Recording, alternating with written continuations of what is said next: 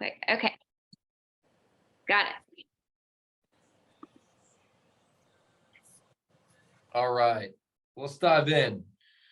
So tonight we want to talk a little bit about just lab results. We're not going to go over necessarily anyone's individually, but you should have it before you. If you got a copy, it'd be good to like refer to as we go through kind of line upon line what we're looking at. But what labs help us understand is what's happening internally. So you guys are getting a ton of external change, and you'll see that throughout the program. You'll feel better. You have better body composition changes. Those are things that we need to measure because the scale will lie to us. But labs really help us understand what's happening internally. Like, how is your body healing? And when we look at some of these values, they're really important indicators for overall health. Why we run these now in the beginning is because as you make nutritional strides, we want to retest these levels at the end so that we can see how flexible what we would call your metabolism is. And so we're just going to go kind of line upon line what each of them mean. Not all of them really, just because they're out of range, should be concerning or shouldn't be concerning. We're going to talk about each one, and then we can ask any questions at the end if you want to. Okay. And then Coach Caitlin, is there anything else you want to talk about tonight? If we have time at the end, we can have some questions, but if you have a question, just type it out in the box and then send it in the little chat. Perfect. As we go along, that's great. Yep. All right. So just kind of some general numbers. We saw 20% of people had insulin out of range. We had 60% of people had cholesterol out of range. We'll talk through that here in a minute. We had 10% had triglycerides out of range. 25% had glucose out of range, 1 out of 4. We had HDL, 1 out of 10 was out of range. LDL, we had about 70% out of range. The non-HDL, we had about 30%. The big one I saw was CRP, which is C-reactive protein, HSCRP. We had 50% of our clients out of range on that particular value. And so let's kind of dive in. The way it's structured is the first one in your lab test should be insulin. So that's the one we're going to look at first, insulin, INSULIN, insulin. So with insulin, we want this to be as low as possible, okay? So really, when we see insulin, it's a hormone that causes glucose, which is a sugar, to go inside the cell to be used for energy.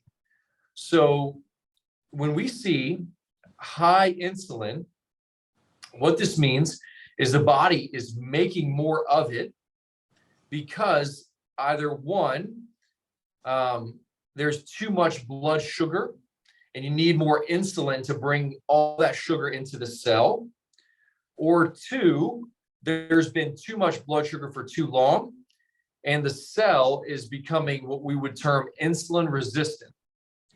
So let's just say your number is like 9 or 10, 8, 9, 10, 11, something like that. You're probably in a situation where you have a little bit too much blood glucose and your body's making a little bit more insulin to try to drive that blood sugar into the cell. When your insulin starts to make, go over 10, 12, 14, 16, even 20, what's happening is now we're stepping to what's called insulin resistance. And it's I always tell people, it's like going to a concert. I don't go to a lot of concerts, but if you've ever been or you listen to loud music, when you leave, you just kind of feel like you can't hear as well for a little while, right? Well, the cell is the same way. If it is constantly being bombarded with insulin, then over time, the cell doesn't hear insulin as well. We call this insulin resistance. Your cell is becoming resistant to this hormone. Therefore, your pancreas has to make more insulin And as it makes more, you'll see more in the bloodstream. So this can be like your pre-diabetes type situation where we're making more insulin and our blood sugar levels are kind of climbing because our cell's resistant. A couple things with insulin. It's a very good indicator of like diabetes, pre-diabetes. It's also a good indicator of inflammation. So one thing to note, if your insulin levels are, I would say really like maybe 5, 6 or above, then there's also the potential for your cells to be inflamed. So when your cells have inflammation because of not just sugar, but poor nutrition, like rancid vegetable oils, high grain consumption, alcohol, right? Toxins, it inflames the cell, and that alone can actually increase insulin because of that insulin resistance, okay? So it's not just blood sugar. Inflammation also has a big role in this. Keep that in mind because we're going to come back to that when we talk through CRP. So that's insulin. We want that to be as low as possible. And even if yours isn't over 16, you can still be insulin resistant, okay? Developing kind of a pre-diabetic state. So we want that to be as low as possible. Cholesterol. So just because your cholesterol levels are above 200 doesn't really matter that much. There's actually research that shows this value, although it's kind of part of this clumped like lab test, right? So when we do like this lab package, cholesterol is included. Honestly, if your cholesterol isn't, if your cholesterol is over 330, okay, then we can have a conversation. If your cholesterol is below 330, just looking at cholesterol is practically useless. It is not an indicator for heart disease. By itself, it's very important to hear this. By itself, cholesterol is not an indicator, if high, for heart disease. It has to be over 330 for us to really even have a conversation about its usefulness as a lab value. Okay? And honestly, I don't think there was one person that was over, as I'm referring right now, 330. I don't think anyone was there. So most people, their cholesterol levels are like, 170, 180, 220, 250. And you go to the doctor, a medical doctor, and they say, hey, your cholesterol's 250, we need to put you on a statin drug. Okay. Again, if your cholesterol is below 330, it is pointless, useless to be on a statin drug. Okay. We're going to talk about some other markers about heart disease that are more important. But real quick on cholesterol, just the total cholesterol number. There's a great book called The Great Cholesterol Myth, written by a medical doctor. He's a heart surgeon. So if you really want to know a little more about cholesterol, that's a great book for you, okay? Now, triglycerides. Triglycerides, again, is a value we want low, okay? So just because yours aren't like 150 or above, technically out of range, it doesn't matter. We want triglycerides to be low, like definitely below 100, and preferably when we start talking about like getting close to 50, that would be ideal. Now why? Because triglycerides, like high triglycerides, means,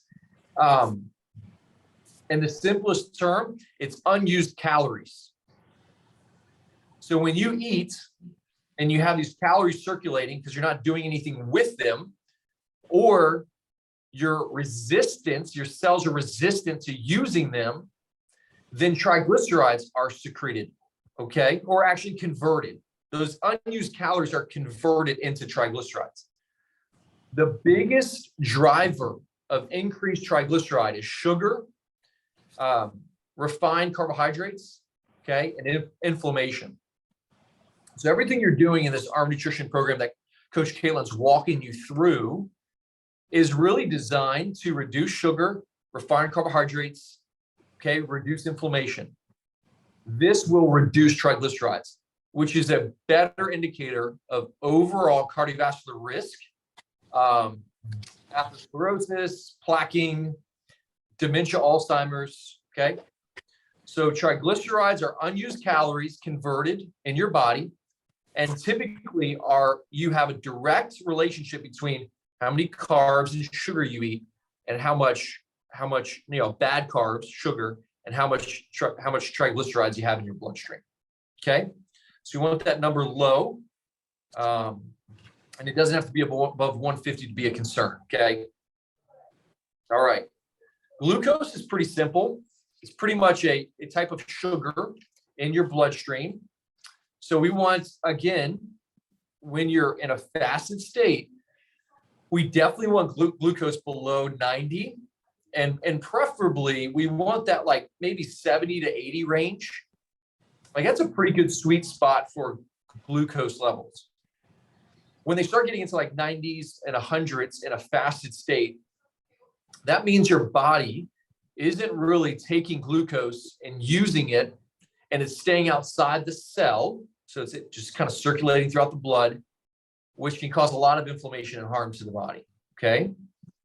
Now, classically, when glucose goes above 120, okay, when it goes above 120 consistently is when we would call that diabetes.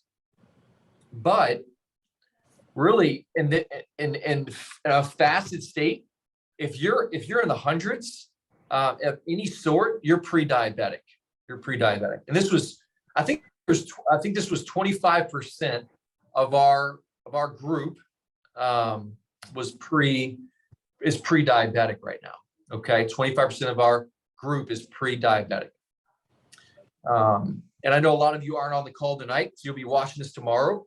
So just think about that. And that correlates with people that are passionate, interested in nutrition, right?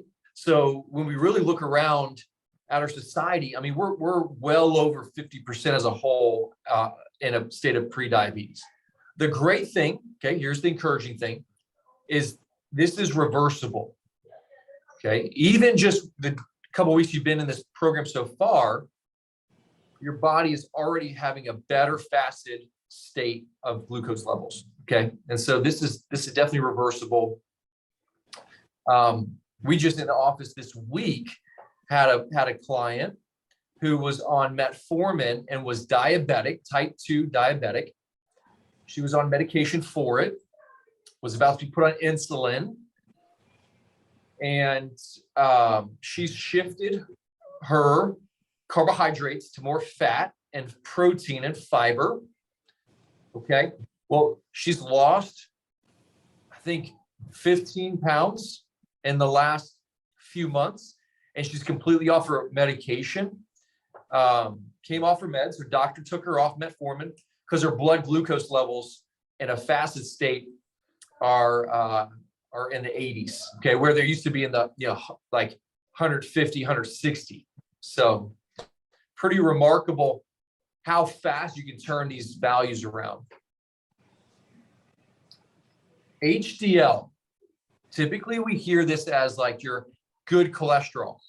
And really why we hear that is because HDL takes, in essence, it's a protein with a lipid attached to it. It pulls cholesterol out of the blood and brings it to the liver to be used.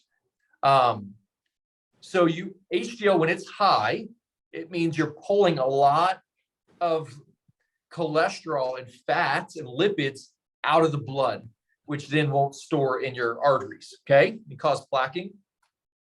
So think HDL body to liver versus LDL liver to body, okay? Liver to body. So here's an amazing fact. When people say nutrition doesn't matter, your food doesn't matter with cholesterol, okay? Most will say, if you have high cholesterol, again, I use that term very loosely because that's be over 330. But if you have high cholesterol, they say don't eat foods with cholesterol. Okay, like stay away from eggs. Has anyone heard that before? Right? Yep. Okay. Well, here's why this is so important. Your body makes 75% of your LDL cholesterol. Okay, and so if you eat 5 eggs a day, you will not raise your LDL cholesterol. Now, there's some genetically susceptible individuals, very small percent of the population. LDL increases, okay, when there is repair needing to be done. So here's what happens. So you have a like your arteries, okay, and those arteries are just pushing blood through the body, okay. When those arteries have high sugar levels, high glucose, those arteries get damaged, okay, and then those arteries the walls start to break up. When that happens, when inflammation and damage starts to occur, your liver makes LDL and sends it through the blood to patch those arteries. So I always use this analogy. If there's a house fire, is there a firefighter on the scene?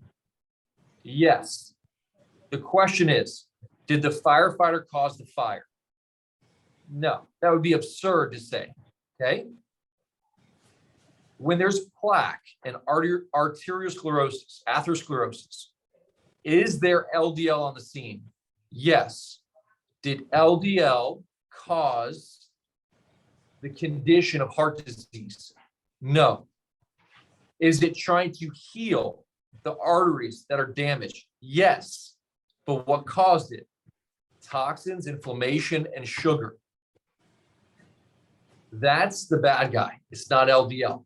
He's just doing his job, okay? When you look at LDL, there's another guy called VLDL, very low density lipoproteins, and that's what is reflected in the non-HDL cholesterol number. So again, if you have high LDL or even high non-HDL, that's just an indicator that in your current state, your blood sugar is a little too high, your inflammation levels are a little too high, and your liver is making LDL to protect you from dying. That's really what it's doing, okay? At the central core of what's happening, it's protecting your arteries from busting open and bleeding out. Cool. Let's talk about the big guy, where we saw 50% of clients test out of range.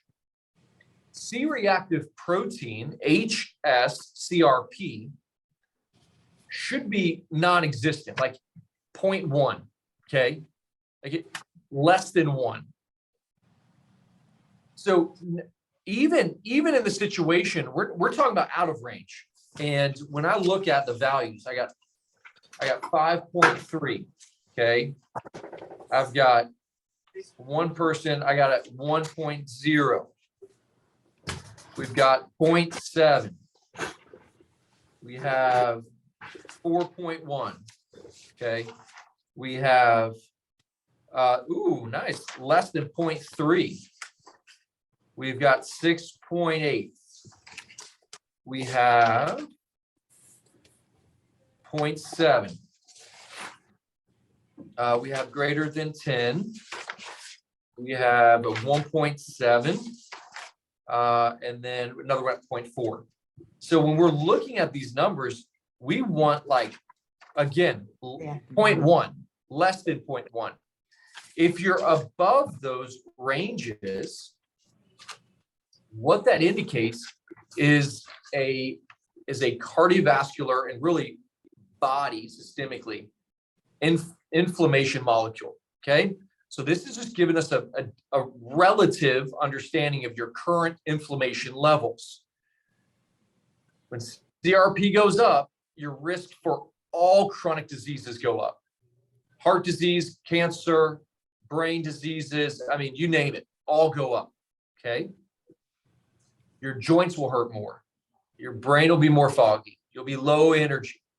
C-reactive protein is something we want to just completely extinguish. Okay, so how do we do that? CRP climbs when there's obviously inflammation triggers. And the biggest trigger is excess blood glucose that destroys your arteries. And your body makes this C-reactive protein to cause repair to happen. Okay? So again, these are just normal body molecules that are being made to protect. So when we see high CRP, systemically, we're seeing high inflammation levels. Okay? So how do we get these low? Same story. Decreased inflammation, decreased sugar, refined carbohydrates, and rancid vegetable oils. So any vegetable oil that starts smoking on you is no bueno. Corn oils, soybean oil, we got canola oils, all of those are bad. Margins, right? You know, Betty, what was that? My mom used to buy it. It was in that like large Tupperware that was Crisco. brown. Yeah, well, Crisco. Okay, yeah. I think this was a brown container, and it was just massive. I forget. Put it in the notes if you remember what I'm talking about. But we used to just spoon that stuff out, man. Put it on our bread. Thought it was great. But that was just pure vegetables. Those are just so inflammatory. But natural butter, right? Grass-fed butter, avocado oil that's not smoked, so you don't want to superheat that. Okay. Coconut oil, olive oil, all phenomenal. Again, olive oil, unstable. Coach Caitlin has taught you about this. We don't country crock. Nice job. Yes, ma'am. Oh yeah, we used to slam some country crock. So when we look at these healthy fats, they help reduce inflammation and they help your arteries and your cells heal. Okay, so we don't want to be scared of fat. And again, the same thing is true. Fat doesn't make you fat. Okay, inability to burn it does, and high blood glucose does. So C-reactive protein we want really low. If yours are above 5, I'm going to make a recommendation. We at the Health Factory and at Armor Health, we have a liquid turmeric product, Turmero, Turmero. If yours are above like 4 to 5, you need to be on 10 milliliters of turmeric a day. Okay, this will help quickly reduce C-reactive protein. This will help quickly reduce inflammation levels. And people that are on it, even when their nutrition is atrocious, will see C-reactive protein levels just plummet. Okay, so that is our CRP. We're going to keep moving. Again, we'll have probably some time at the end for questions. All right, hemoglobin A1C, HA1C. This is a average of your blood glucose levels over the course of 2 to 3 months. So it's really just based on how long your red blood cells have been, living, and the average blood glucose associated with it. So hemoglobin A1C, again, we want low. Like just because your levels aren't necessarily above like 5.7 or 6.2, right? Just because yours aren't 5, 6, or 7 doesn't mean you're in a good spot. Again, we want these levels low. We want them definitely below 3. Okay. So if you're looking for a goal, that's kind of where we want to be, as this is a good indicator of blood glucose levels, at average blood glucose levels. So these correlate with your stable average blood sugar levels. Glucose can kind of come and go, right? Very fluctuating. Whereas A1C is a good measurement of your blood glucose over the course of 2 to 3 months. So even if like your blood glucose levels drop 2 points, 5 points, 10 points here in a few months, if your HA1C levels drop 2 or 3 points, like that's massive. That tells me that your average, right? We talk about blood sugar stabilization. Your average blood sugar levels are in a really good spot. Okay. All right. Let's talk through TSH. Okay. That is a thyroid stimulating hormone. This needs to be below 2.5. Below 2.5, closer to 2 is great. Okay. This, what happens is your brain stimulates your thyroid to make a hormone called T4. T4 goes to the liver, and 80% of T4 is converted to T3, and T3 causes your metabolism to kick in. Okay. When you don't have enough T3, the signal goes back to the brain. The brain makes more TSH. So more TSH means a under-functioning thyroid. Okay. So that's why we want TSH to be lower, right? Below 2.5. And there's reference ranges that are like, goes all the way to like 5, 5.5. So for most of you, 2.4, 1.4, we got a 3.42. So again, when you look at that value, you'll see TSH, right? 0.4 to 4.5. And you're like, oh, I'm good. No, 3.4 is a hypo-functioning thyroid. It's not working well. Well, how do we get a healthier thyroid? We make the liver happier, healthier. Okay. So what happens is, there's another one, 3.74. 80% of your thyroid is converted in the liver. You want to help with the healthier thyroid, we reduce inflammation, we reduce sugar, and we make a healthier liver. Okay. 3.96. A lot of like those, right? A lot of borderline. 0.5 is fine. 4.6. 1.3. We've got 3.11, another one that's out of range, but medically they wouldn't call it out of range, right? So when looking at these numbers and lab values, it is 2.54, like right there on the edge. It is one of those things that we want to make sure that we're monitoring, okay, long term. But a lot of times we don't just jump to the thyroid. We create a healthier internal environment. Okay, we improve liver function. Right, we take stress off the liver by eating clean. Right, by hydrating, by moving our body, exercising, and we start to see TSH improve. Okay. The last group is what we would call just CBC, okay, complete blood count. And really what we're looking at is any type of like anemias, or like sometimes a white blood cell will be elevated because you just recently got over an illness, or you're fighting a virus. You sometimes don't even know it. And I think only 1 out of 10 was out of range. Yeah, we'll see. When it's 10% was elevated, had a white blood count elevation. I looked at that. There was no concern there. And then 10% had a red blood count that was out of range. Again, a lot of times what that indicates is a little bit of vitamin deficiency. That was particular to one particular client who's not on here tonight. So I'm not even going to go over that. So overall, your panels, when we retest, we want to see the biggest things to improve are going to be, we want to see insulin, CRP. Okay, these are two really important markers, as well as triglycerides. Like if we can really create a healthy metabolism, then we should have lower triglycerides, lower CRP, and lower insulin. Okay, and through that, hemoglobin A1C will come down, and we'll get a better overall panel.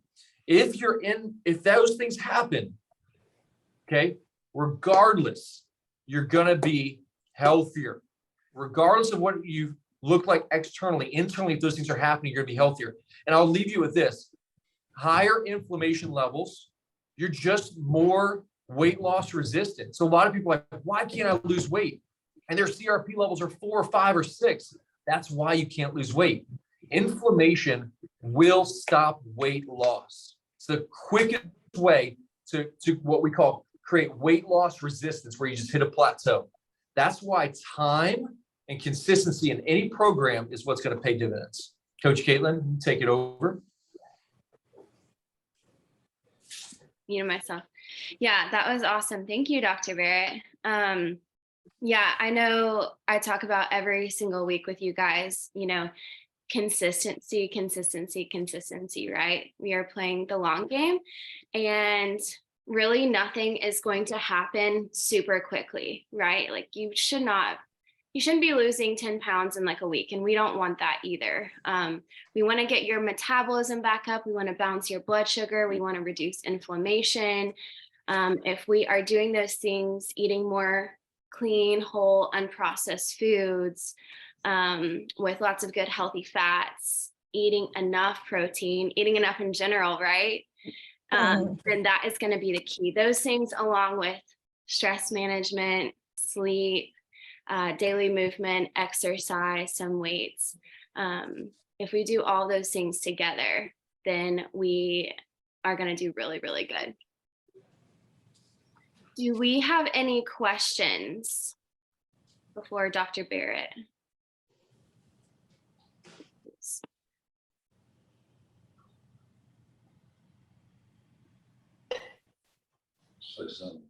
Just thank you for coming. All this is great, I think. You got it, Miss Jenny. Yeah. Thanks for investing in your health. I love it. I absolutely love what you guys are doing. And you got a rock star coach. Coach Caitlin is so knowledgeable in this area of just helping, you create long-term, like she said, and I'll reiterate it, long-term consistent change that isn't fast food, quick, fast, and then you gain it all back. It's really breaking habits and setting health freedom, creating health freedom in your health. So keep it up. Yeah. Thank you, Dr. Barrett, for helping explain all of this. This is stuff that your doctor talks about, but you never really understand That's what right. any of it really means and how it actually affects your body. So yeah, that's right. Yeah. Well, thank you, Dr. Barrett, for sharing your wisdom and knowledge with us all today. We really appreciate you being on here with us. And for everyone else, don't forget your check-ins are due on Sunday. Calendly availability will start opening up on Saturdays now, by Saturday night. So make sure you schedule that. And that is all we have for tonight. I hope you guys have a great night, and I will talk with you all soon. Great. thank you. Thank you. See you guys. Thank you.